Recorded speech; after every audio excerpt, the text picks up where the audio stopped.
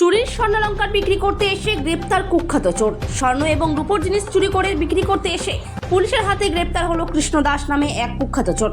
ঘটনাটি ঘটেছে ত্রিপুরা সিপাহীজলা জেলা বিশ্রামগঞ্জ থানাধীন বিশ্রামগঞ্জ মধ্যবাজার কালীবাড়ির উল্টো দিকে একটি জুয়েলারির দোকানে।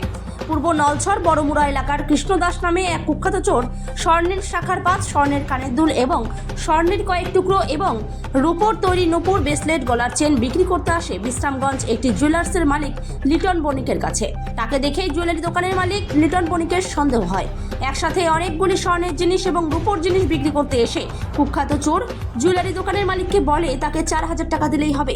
চোরের মুখ থেকে এই কথা শুনেই সন্দেহ হয় জুয়েলার্সের দোকানের মালিকের এবং তিনি স্বর্ণের এবং রূপোর সামগ্রীগুলো ওজন দিয়ে গোপনে খবর দিয়ে দেন বিশ্রামগঞ্জ থানার পুলিশকে। খবর পেয়ে বিশ্রামগঞ্জ থানার ওসি পুলিশ বাহিনী নিয়ে তড়িঘড়ি জুয়েলার্সের দোকানে এসে স্বর্ণের এবং রূপোর সামগ্রীগুলো ওজন দিয়ে চোরকে গ্রেপ্তার করে থানায় এনে ভালোভাবে তার তল্লাশি চালায়। তার কাছে আর স্বর্ণ আর রূপো আছে কিনা পুলিশ তাকে জিজ্ঞাসাবাদ চালিয়ে যাচ্ছে। কোথা থেকে সে এই সমস্ত জিনিসগুলি চুরি করে এনেছে, কেন চুরি করেছে, তার কাছে আর জিনিস আছে কিনা, কার দোকান থেকে সে এই সামগ্রীগুলি চুরি করেছে। পুলিশের জিজ্ঞাসাবাদে যুবকটি জানায় তার নাম কৃষ্ণ দাস, বয়স 24, পিতা মৃত কানু দাস, তার বাড়ি পূর্ব নলছর বড়মুড়া এলাকায়।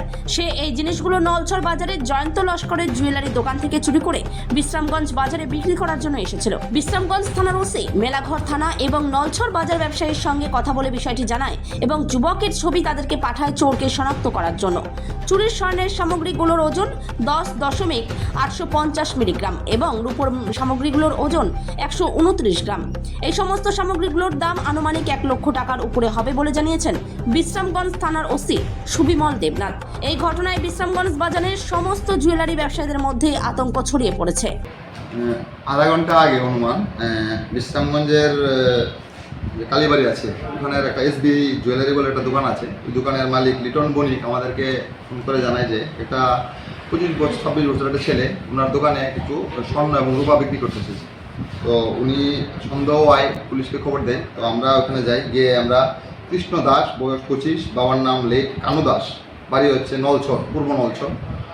ওকে পাই আমরা। ও বলছে যে নলছর থেকে ওইগুলো চুরি করেছে জয়ন্ত লস্করের দোকান থেকে।